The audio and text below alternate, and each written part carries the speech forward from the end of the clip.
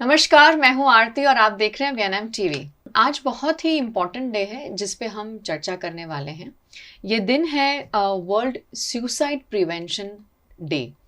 हम अक्सर न्यूज़ में खबरों में पढ़ते हैं कि पूरे विश्व में जो सुसाइड के केसेस हैं वो दिन में काफ़ी तादाद में बढ़ रहे हैं और इसके पीछे के क्या कारण हैं और क्यों हमें एक ऐसा वातावरण क्रिएट करना है जहां हम इसे प्रिवेंट कर सकें। स्पेशली जब हम हमारे नौजवान बच्चों को देखते हैं और न्यूज़ में जब खबरें सुनते हैं कि बहुत सारे यंगस्टर्स जो हैं वो अपनी लाइफ को एंड कर देते हैं, सुसाइड कर रहे हैं, उसके पीछे के जो भी कारण हैं वो हम आज डेफिनेटली डिस्कस करेंगे हमारे एक्सपर्ट के साथ। डॉक्टर अनूप सिंह छासटिया सर, आपका बहुत बहुत स्वागत है। Thank you. अनूप सर जो हैं ये कंसल्टेंट साइकेट्रिस्ट हैं और ये पिछले 10 साल से इस क्षेत्र में काम कर रहे हैं। ये विजिटिंग फैकल्टी भी हैं एमएस यूनिवर्सिटी में और इनके जो एक्सपर्टीज़ हैं, जो एरियाज़ हैं वो है डिप्रेशन, एंजाइटी, साइकोसिस, एडिक्शंस और मेंटल इलनेस। तो सर से जुड़ेंगे और आज के इस दिन पर थोड़ी सी लाइट ज़रूर डालने की कोशिश करेंगे और देखते हैं कि इस दिन को मनाने के पीछे का कारण क्या है। आज जो ये दिन है, जो हम सुसाइड प्रिवेंशन डे सेलिब्रेट कर रहे हैं, उसके पीछे का ऑब्जेक्टिव क्या है? सुसाइड प्रिवेंशन डे एक्चुअली 2003 से स्टार्ट हुआ है। International association of suicide prevention उन्होंने स्टार्ट किया, बिगिनिंग हुई 2003 से। हर साल कुछ ना कुछ अलग अलग थीम्स होती है कि और कौन सी थीम के हिसाब से ये सुसाइड प्रिवेंशन के लिए अवेयरनेस स्प्रेड की जाए। राइट। सुसाइड बहुत कॉमन प्रॉब्लम है अभी के लिए, यंगस्टर्स में ज़्यादा सुसाइड के केसेस आ रहे हैं, तो अवेयरनेस स्प्रेड करने के पर्पज़ से ये डे सेलिब्रेट करना स्टार्ट हुआ है। जैसे कि सर ने बताया और हमारा भी आज यही ऑब्जेक्टिव है कि इस पे चर्चा इसलिए की जा रही है कि हम इस पे अवेयरनेस क्रिएट कर सकें और आप तक ये सारे रीजंस जो हैं ये लेकर आ सके ताकि हमारे दिनचर्या में हमारा आसपास का माहौल जो है, हम सभी जानते हैं कि बहुत ही स्ट्रेस से भरा हुआ होता है, चाहे वो वर्क स्ट्रेस हो, चाहे पढ़ाई का स्ट्रेस हो, पीयर ग्रुप में अपने आप को सेट करने का स्ट्रेस हो। I mean there are so many things जिससे हम हमारे बच्चे हर कोई इससे जूझ रहा है। और बहुत सही बात सर ने कही कि आज का दिन जो है ये अवेयरनेस क्रिएट करने के लिए सेलिब्रेट किया जाता है। सर, आपने थीम की बात की, तो इस साल का क्या थीम है? इस साल का थीम है grow hope and spread awareness जी। और थ्रू द एक्शंस कि लाइक होप एक ऐसी चीज़ है कि एक इंडिकेटर है कि जो कोई भी पर्सन सुसाइड के लिए सोचता है या तो अटेम्प्ट करता है, उसका एक इंडिकेशन है कि वो ऐसा फील करता है कि उसको होप नहीं है कुछ भी। Right. Like feeling of hopelessness है, फीलिंग ऑफ हेल्पलेसनेस है और फीलिंग ऑफ वर्थलेसनेस। ये 3 इंडिकेटर बहुत सिग्निफिकेंटली मैटर करते हैं। कोई भी पर्सन ऐसा सोचेगा या तो फिर इसको ऐसे थॉट्स आते हैं, वो इंडिकेट करता है कि ये पर्सन शायद से सुसाइड कर सकता है। अच्छा। तो होप देने के लिए या तो फिर होप स्प्रेड करने के लिए करके इस बार पिछले 3 साल से ये थीम 2021 से 23 तक की सेम थीम है। अपने जो आइडेंटिटी है, उसका जो वजूद है, उसके लिए हर इंसान जूझता है दिनचर्या में। डेफिनेटली आप सब इससे अग्री भी करेंगे। और जहाँ हमें ये लगता है कि भाई मैं इस दुनिया में क्यों हूँ, मतलब यहाँ कोई रीज़न नहीं है, मैं हेल्पलेस फील कर रहा हूँ, होपलेस फील कर रहा हूँ और मेरे होने से किसी को कोई फ़र्क नहीं पड़ता है, तो जब ये सारी चीज़ें दिमाग में चलती हैं तो कहीं ना कहीं सुसाइडल अटेम्प्ट्स, जैसे सर ने कहा, कि आते हैं और इसी को रोकने के लिए ये दिन जो है हम सेलिब्रेट कर रहे हैं। सर, जिस तरह सुसाइड के आंकड़े बढ़ रहे हैं बहुत ही चिंताजनक है, क्या कहेंगे इस बारे में? डे बाय डे अगर हम देखेंगे तो सुसाइड के केसेस बढ़ते जा रहे हैं। लाइक एक सर्वे है, उसके हिसाब से वर्ल्ड हेल्थ ऑर्गेनाइजेशन का ये डेटा है कि more than 8 lakh people per year suicide करते हैं। दैट मीन्स कि more than 3000 person per day. और वैसे गिनेंगे तो हर at every 40 second someone is trying to commit suicide. तो बहुत अलार्मिंग साइन है। और एक पर्सन सुसाइड करेगा तो उससे रिलेटेड कोई भी क्लोज फैमिली मेम्बर है या तो जो कोई भी उसके कांटेक्ट में है, उसके 20% चांसेस बढ़ जाते हैं कि with in a span of 15-20 days वो पर्सन भी सुसाइड कर सकता है। राइट। तो एक फैमिली में कोई एक पर्सन ने सुसाइड किया तो बाकी सब फैमिली मेंबर्स भी परेशान होंगे, तो ओवरऑल हर किसी की मेंटल हेल्थ कॉम्प्रोमाइज हो रही है। जी, तो करेक्ट। उसकी वजह से सुसाइड को प्रिवेंट करना बहुत ज़रूरी है। बेसिक पर्पस कि सुसाइड प्रिवेंट हो सकता है, पर लोगों को ध्यान नहीं है कि वो प्रिवेंट हो सकता है। और उसकी वजह से लोग हेल्प मांगने के लिए उतने विलिंग नहीं होते हैं, तो फिर थोड़ा बहुत स्टिग्मा भी है जी। कि जिसकी वजह से उनको लगता है कि हम शायद साइकेट्रिस्ट के पास जाएंगे या तो फिर जी। काउंसलर के पास जाएंगे तो उनको लगता है करेक्ट। कि एक टैग लग जाएगा कि ये पर्सन पागल है, या तो फिर ऐसे सोचता है। और बेसिकली सुसाइड जो पर्सन करता है उसको ऐसा लगता है कि अभी उसके पास कोई भी होप नहीं बचा है और यही आखिरी रास्ता है कि ये करने से उसको शांति मिलेगी, या तो फिर उसके साथ जो कोई भी रिलेटेड पर्सन है उसको भी उसकी वजह से वो जाएगा तो शांति मिल जाएगी। राइट। पर वो एक गलत थॉट है, ये चीज़ को हम ओवरकम कर सकते हैं। ओवरऑल मैं तो ये कहूंगी सर कि मेंटल हेल्थ एक बहुत बड़ा स्टिग्मा है आजकल सोसाइटी में, क्योंकि मेंटल हेल्थ के बारे में हालांकि अब कोविड के बाद बहुत ज़्यादा अवेयरनेस है इस फील्ड में और इसके बारे में बात की जा रही है, लेकिन अभी भी बहुत सारी जगहों पे अवेयरनेस बाकी है।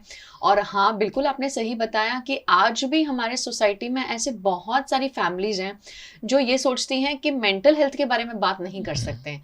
अगर आपको टेंशन है, आपको स्ट्रेस है, आपको एंजाइटी हो रही है, तो किसी के साथ उस चीज़ को डिस्कस करना बहुत बड़ी बात है, क्योंकि लोग लेबल करते हैं कि ये पागल हो गया है। मतलब बहुत ही दुखी और बहुत ही चिंताजनक सिचुएशन है, क्योंकि आजकल इस जो एरिया है इसके ज़्यादा जो लोग झपेटे में आ रहे हैं वो हमारे जो नौजवान बच्चे हैं जो हमारे घर में हैं, एडोलेसेंट्स हैं। हम आए दिन न्यूज़पेपर में देखते हैं कि पढ़ाई के स्ट्रेस के वजह से या क्योंकि वो अच्छे मार्क्स नहीं ले पाए बच्चे सुसाइड अटेम्प्ट कर रहे हैं। सर, ये केसेस बहुत बढ़ रहे हैं और क्या कर सकता है एक पेरेंट ताकि वो बच्चों को इस जब घराव में देखते हैं तो उन्हें सेव कर सकें?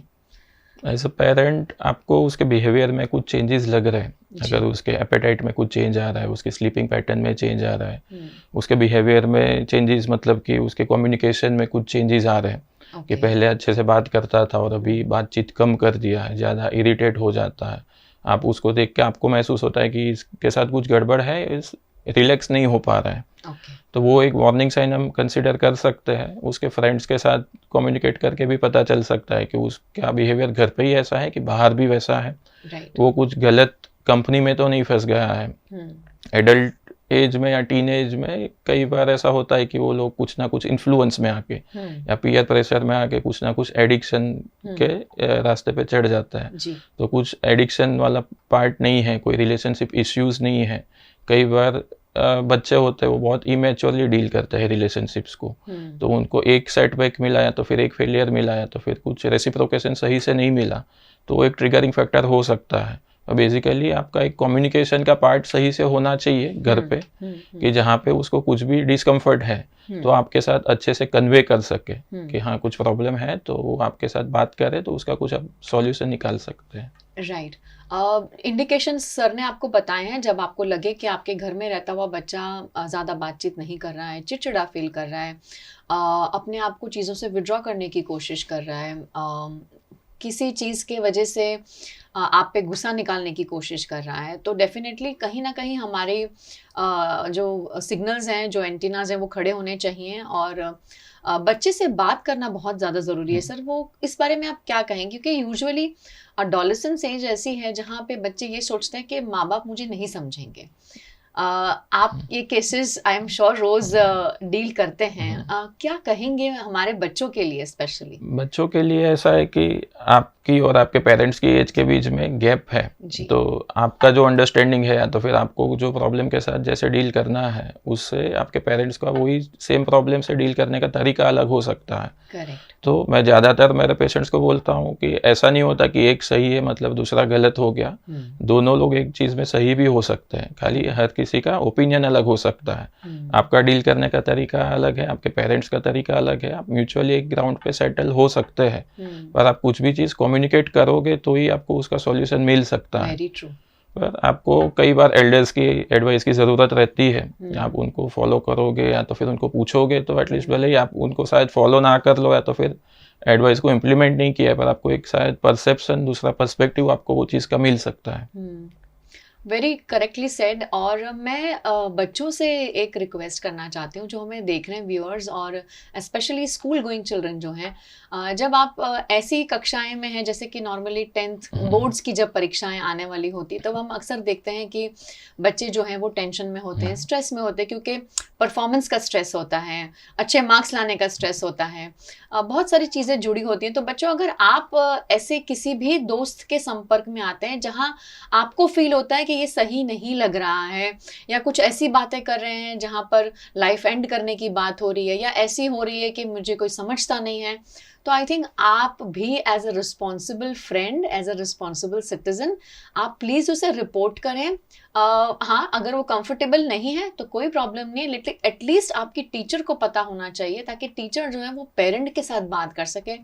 आप नहीं जानते कि ये छोटी छोटी हेल्प जो है एक इंसान की जान बचा सकती है। एक बच्चे के दिमाग में चल रही जो स्ट्रेस है, जो एंजाइटी है, जो ये गलत विचार हैं कि मुझे मेरी लाइफ एंड करनी है, हम उससे इस बच्चे को डेफिनेटली बचा सकते हैं। और मेंटल हेल्थ के बारे में बात करने में कोई बुराई नहीं है, ये हमें सभी को समझना बहुत ज़्यादा ज़रूरी है, और इसीलिए आज हम इस पे चर्चा भी कर रहे हैं। सर, आपके पास केसेस आते हैं, आई एम श्योर पेशेंट्स जब आते हैं, पर कभी ऐसा भी होता है कि लास्ट मोमेंट है और कोई बच्चा सुसाइड अटेम्प्ट करने का सोच रहा है, तो ऐसी कोई हेल्पलाइंस हैं जहां पर वो कॉल कर सके या किसी से बात कर सके, ताकि वहां उसे सही मार्गदर्शन मिल सके?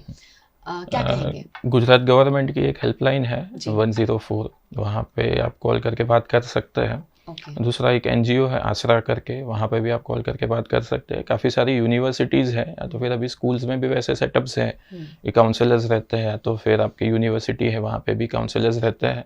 तो आपको जब भी लगता है कि आपको एनोनिमसली बात करनी है, तो आप वहाँ पे भी वैसे बात कर सकते हैं। कई बार ऐसा होता है कि आपको वेंट आउट करने की ज़रूरत रहती है, आप बहुत सफोकेटेड फील करते हैं, खाली एक आपको चांस मिलेगा कि आपने कुछ बात करी है, तो एक आपका बहुत मेजर सुसाइड अटेम्प्ट को प्रिवेंट कर सकते हैं।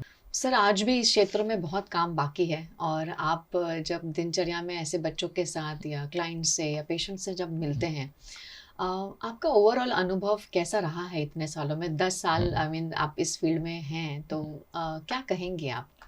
अभी की जो यंग जनरेशन है वो काफ़ी ओपन है मेंटल हेल्थ के बारे में बात करने के लिए, या तो फिर एडवाइस लेने के लिए, गाइडेंस लेने के लिए। जो एक सर्टेन एज है कि about the age of 40-45 years, वो लोगों में अभी भी थोड़ी बहुत रिजिडिटी है कि वो उतने विलिंग नहीं है कि मेंटल हेल्थ के लिए उनको जाना चाहिए। वो जब भी अपने बच्चों को भी एडवाइस देते हैं तो वैसा ही रहता है ज़्यादातर कि ये तो तेरी खाली एक सोच है, ऐसा नहीं सोचना चाहिए। करेक्ट। पर जैसे हम किसी को डायबिटीज़ हुआ है तो उसकी कैरेक्टरिस्टिक है कि शुगर का लेवल बढ़ने वाला है, वैसे ही एंग्जाइटी या डिप्रेशन है, उसका कैरेक्टरिस्टिक है कि आपको अननेसेसरी ज़्यादा थॉट्स आएंगे। तो पर्सन जानबूझ के सोच रहा है वैसा नहीं है, पर it is a part of, it can be a part of his और हर इलनेस, जिसकी वजह से वैसे सब थॉट्स आ रहे हैं और उसको ओवरकम नहीं कर पाते हैं। तो वो टाइम पे आपका एक रोल बनता है एज अ पेरेंट भी और एज अ फ्रेंड ऑल्सो, कि आपको जब भी ऐसा लगता है कि आप बहुत ट्रैप हो गए कोई भी सिचुएशन में, अभी आपको कोई भी रास्ता नहीं मिल रहा है, तो आप एक कॉल से ही खाली डिफरेंस है आपको कि आप एक कॉल करोगे और आपसे किसी की भी बात हो सकती है, तो एक चांस मिल सकता है आपको कि कुछ नया पर्सपेक्टिव उसका समझने के लिए, या तो फिर कोई नया एंगल आपको ध्यान में आएगा कि ये चीज़ को हम अलग तरीके से देख सकते हैं। तो एटलीस्ट ऐसा हो सकता है कि सुसाइड का अटेम्प्ट प्रिवेंट हो सकता है। और कई बार ऐसा होता है कि ऐसे रैंडमली भी कॉल्स आते हैं कि घर पे कुछ इश्यूज़ हुए हैं और सुसाइडल थॉट्स आ रहे हैं, तो ज़्यादातर केसेस में ऐसा होता है कि थोड़ी देर बात हुई है, 5 मिनट 10 मिनट, उसके इश्यूज़ समझे हैं, थोड़ा बहुत उसको गाइड किया है, तो सुसाइड अटेम्प्ट प्रिवेंट हो भी गए हैं। तो वो एक आपका एक अटेम्प्ट, या तो फिर आपके एंड पे से एक आपको ट्राई करना है कि आपको एक खाली कांटेक्ट करने की ज़रूरत है, तो वो करेंगे तो काफ़ी सारी चीज़ें रिजॉल्व हो सकती है। और बेसिकली एडिक्शन वो भी एक पार्ट है कि अगर आपको कोई भी चीज़ का नशा कर रहे हैं आप, वो मोबाइल का है या सिगरेट, अल्कोहल, कोई भी हो सकता है, वो सारी चीज़ें ऐसा होगा कि आपको बाकी सब फैमिली मेम्बर्स से या फ्रेंड से भी डिटैच कर देगी। आप जब भी अकेले हो जाओगे तो वो टाइम पे आपके पास आपके लिए डिफ़िकल्ट हो जाएगा कि वो सिचुएशन को आप ओवरकम कर पाओ। तो आप जितना एडिक्शन से दूर रहेंगे उतना आपका हेल्दी लाइफ हो सकती है। और जैसे अपने लिए ऐसा है कि फिजिकल हेल्थ के लिए हम बहुत ज़्यादा अवेयर है, हमें कुछ भी लगा या तो फिर कुछ भी पेन हुआ है तो हम तुरंत डॉक्टर के पास जाते हैं, पर उतना इम्पोर्टेंस हम अपने इमोशंस को नहीं देते हैं। भले ही आपको स्लीप में प्रॉब्लम हो रहा है, हफ्ता नहीं सोएंगे या सही से नींद नहीं आई तो भी आप डरेंगे कि डॉक्टर के पास जाएंगे तो शायद नींद की दवाई देंगे और आदत हो जाएगी, पर वो एक मिथ है, ऐसा सही नहीं है। पर इनिशियली आपको शायद कुछ मेडिकेशन की ज़रूरत है तो हो सकता है, पर ज़्यादातर ऐसा होता है कि 95% केसेस में आपको अननेसेसरी ज़्यादा थॉट्स आते हैं, उसकी वजह से नींद नहीं आती है। तो आपको आपके थॉट्स को समझने की ज़रूरत है। अगर आप अपने थॉट्स को नहीं समझ पाते तो आपको कोई प्रोफेशनल हेल्प लेने की ज़रूरत है कि जो आपको गाइड कर सके या तो फिर ये सिचुएशन में से बाहर निकाल सके। करेक्ट। बहुत ही वंडरफुली सर ने एक्सप्लेन किया, और आई एम श्योर कि हम हमारे नेबरहुड में ऐसे काफ़ी सारे बच्चों से, काफ़ी सारे लोगों से मिलते हैं जो इस तरह की बातें एक्सप्रेस भी करते हैं, पर कई बार हम उसे इग्नोर कर देते हैं ये कह के कि नहीं नहीं ये तो कुछ नहीं है, कोई बात नहीं, आप ठीक हो जाओगे, आज आप जल्दी सो जाना, आज आप ये कर लेना, you will feel little better, आप रिफ्रेश हो जाओगे। लेकिन एज एन इंडिविजुअल हमें समझना है कि अगर हमें ये चीज़ें बार बार सोची हमारे दिमाग में आ रही हैं, ये थॉट्स बार बार आ रहे हैं, हम हमारा मोस्ट ऑफ द टाइम दिमाग का जो हमारा सोचने का है अगर हमारे उस थॉट्स में जा रहा है तो कहीं ना कहीं हमें उसे वेंट आउट करने की ज़रूरत है। Went out in the sense, जैसे सर ने कहा कि अगर आप एक्सपर्ट की हेल्प लेना चाहते हैं तो बिल्कुल ले सकते हैं, वरना कोई ऐसा फ्रेंड जिसे आप फ़ोन कर सकते हैं, चाहे वो रात के 12 बजे ही क्यों ना हो, एक ऐसा इंसान जहाँ पर आप बहुत अच्छे से खुल के एक्सप्रेस कर सकते हैं। और आई थिंक शायद वो एक्सप्रेस कर देना, वो बोल देना भी बहुत रिलैक्सिंग हो जाता है, क्योंकि अक्सर मैंने भी ये चीज़ नोटिस की है, बिकॉज मैं भी बच्चों के साथ डील करती हूँ, एडोलेसेंट्स के साथ करती हूँ, तो सिर्फ उन्हें सुन लेने से ही आधी प्रॉब्लम्स आई थिंक सॉल्व हो जाती हैं। आपने बिल्कुल सही कहा कि एडिक्शन आजकल इतना ज़्यादा हर चीज़ का बढ़ गया, और जहाँ बहुत अच्छा सर ने बताया कि मोबाइल जो है उन्होंने हमारी दिनचर्या की इतनी सारे परसेंटेज हमारे फ़ोन्स के साथ अटैच हो जाते हैं कि जो ह्यूमन कनेक्शंस हैं वहाँ पे टाइम कट हो जाता है हमारा, और शायद ये भी एक वजह है जहाँ हम एक्सप्रेस करना चाहते हैं पर सुनने वाला कोई नहीं है। तो आप एज एन इंडिविजुअल, चाहे आप साइकेट्रिस्ट नहीं हैं, आप मेडिकल प्रोफेशनल नहीं हैं, लेकिन आप एक अच्छे इंसान हैं, आप अपने हियरिंग जो है, you can lend an ear to somebody जहाँ पर आप उनको सुन सकते हैं। मैं ये नहीं कहूँगी कि आप उन्हें गाइड करें, क्योंकि शायद आप भी नहीं जानते कि वो सही गाइडेंस होगा या नहीं, पर सुने ज़रूर, और जहाँ आपको लगता है कि हाँ इन्हें तकलीफ़ हो रही है तो उन्हें मेंशन ना करते हुए, उन्हें टेंशन ना हो तो आप किसी भी ऐसे इंसान को बताएं जो आप दोनों को पहचानते हैं, उसके पेरेंट हो, एजुकेटर हो, कोई भी हो, ताकि उस बच्चे को, उस इंसान को इमिडिएटली हेल्प मिल सके। क्या मैसेज देना चाहेंगे आज? कम्युनिकेशन एक बहुत बेसिक पार्ट है कोई भी चीज़ को सॉल्व करने के लिए। जितना आपका क्लियर और डायरेक्ट कम्युनिकेशन हो सकता है कोई भी चीज़ के लिए, वो आपको फ्रूटफुल आउटकम दे सकता है। और आपको कोई हेजिटेशन रखने की ज़रूरत नहीं है। आपको कुछ भी यह चीज़, आपको कंफर्ट कॉम्प्रोमाइज़ हो रहा है आपका इमोशनली, फिज़िकली, मेंटली, तो आप हेल्प के लिए पूछ सकते हैं। आपको कोई भी टैग कर देगा वैसा नहीं है। आपको अपने आप को भी समझने की ज़रूरत है। अगर आप अपने आप को नहीं समझ सकते तो आप किसी के साथ बात करोगे तो आपको कुछ आइडिया आएगा कि ये सिचुएशन में से हम कैसे निकल सकते हैं। तो हेजिटेशन रखने की ज़रूरत नहीं है, आपको जस्ट एक बार हेल्प मांगने की ज़रूरत है, तो हम ये सिचुएशन को काफ़ी अच्छे से डील कर सकते हैं। बहुत बढ़िया। Communication is the key. अगर प्रॉब्लम है तो प्रॉब्लम जब डिस्कस होगी तभी सॉल्यूशन मिल पाएगा। अगर हम उसके बारे में सिर्फ दिमाग में रख के सोचते रहेंगे तो शायद हमें वो सॉल्यूशन ना भी मिले, और वो सारी चीज़ें हमारी हेल्थ पे जो है वो काफ़ी एडवर्स इफ़ेक्ट करती हैं। तो ये समझना बहुत ज़्यादा ज़रूरी है। मैं सिर्फ इतना ही कहूँगी कि ज़िंदगी बहुत खूबसूरत है, इसे ये सारी चीज़ों में व्यर्थ ना करें, और अपने आप के लिए खुद खड़े होने की ज़रूरत है। पहले हम ये अक्सर सोचते हैं कि ये इंसान मेरे लिए ये कर देगा, वो मेरे लिए ये कर देगा, कि नहीं, वो आई थिंक सेकेंडरी चीज़ें हैं। जब तक आप खुद को इम्पोर्टेंस नहीं देते, अपनी हेल्थ को इम्पोर्टेंस नहीं देते, आप अपने बॉडी को नहीं समझ रहे, अपने माइंड को नहीं समझ रहे, तो आप किसी से भी हेल्प लेने में हिचकिचाएंगे। और मेरे हिसाब से खुद इंट्रोस्पेक्ट करना, दिन में एटलीस्ट थोड़ा समय अपने आप के साथ, खुद के साथ आपको बिताना ज़रूरी है। ताकि बहुत सारी चीज़ें उसी में आपको समझ में आ जाएंगी कि आपके लिए क्या चीज़ अच्छी है और क्या बुरी है। और जब हम एज एन एडल्ट अवेयर हैं अपने अपने आप को लेके, तो हम हमारे बच्चों के लिए भी बहुत अच्छा काम कर सकते हैं, उनके लिए एक रोल मॉडल साबित हो सकते हैं, क्योंकि बच्चे जो हैं वो हमें अक्सर देखते हैं घर में और परिवार में। सर, आपका बहुत बहुत शुक्रिया थैंक यू। हमारे साथ जुड़ने के लिए, और आप सभी का भी big thank you. VNM TV और वीएनएम टीवी किड्स का यूट्यूब चैनल है, इसे लाइक करें, शेयर करें, सब्सक्राइब करना ना भूलें। और ये जो सेशन है वो स्पेशली जितने भी आपके फ्रेंड्स हैं, पेरेंट फ्रेंड हो या स्टूडेंट फ्रेंड्स हो, उनके साथ ज़रूर शेयर करें, क्योंकि ये जो है बहुत इंपॉर्टेंट टॉपिक है और हम नहीं चाहते कि हमारे पहचान का कोई बच्चा जो है ये अटेम्प्ट करने का भी सोचे। तो सबको सुरक्षित रखते हुए, सबके हक में काम करते हुए, आप सब अपने घर में सुरक्षित रहें, सेफ रहें। धन्यवाद।